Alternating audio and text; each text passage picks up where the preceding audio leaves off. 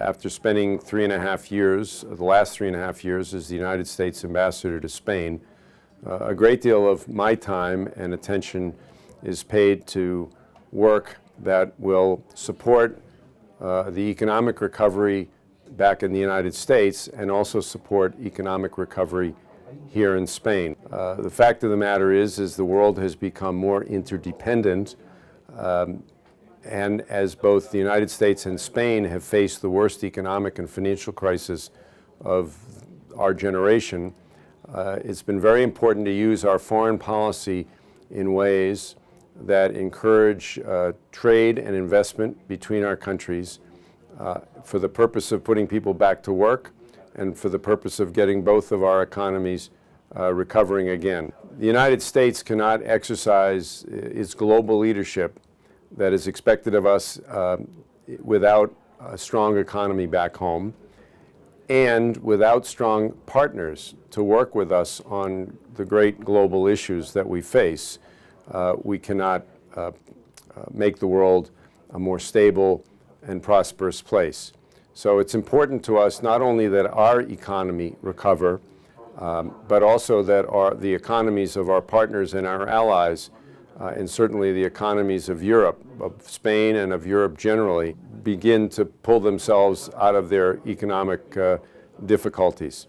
Because we have important work to do together in protecting the world from transnational terrorism, in interrupting the flow of narcotics, and in fighting against organized crime, in fighting global warming, in stopping the spread of nuclear weapons. On all of these major problems that the United States faces and that Spain and Europe face, we need to partner together. The era of unilateralism, as I just said to the group, is over.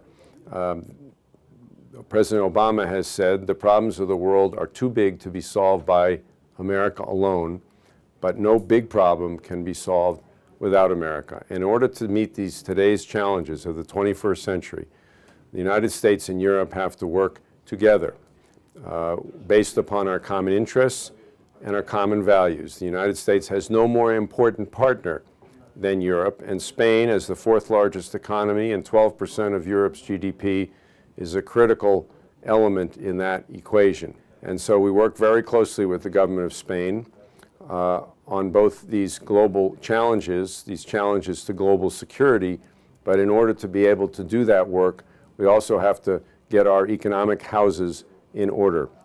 Spanish government has taken very strong steps in that direction, but I think we all recognize that Spain is not yet out of the woods. It has achieved progress in the areas that it needs to, making its economy more competitive, in reorganizing its banking system, and in getting its financial house in order. But it still has some ways to go. This unemployment situation in Spain is a very difficult challenge, and until we begin to put people to work, both here in Spain, this economic crisis will continue. But the United States Embassy, by supporting American investments in Spain, by supporting trade between our countries, and by supporting Spanish investments in the United States, is doing all we can to be helpful to this important ally and this close friend.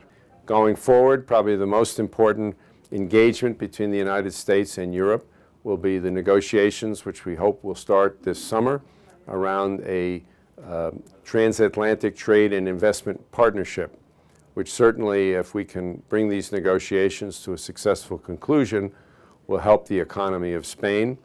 And we believe it's an opportunity for the government of Spain to take a leadership role in the European Union in supporting the negotiation of this partnership. I want to commend the Circle O for the leadership role that it plays.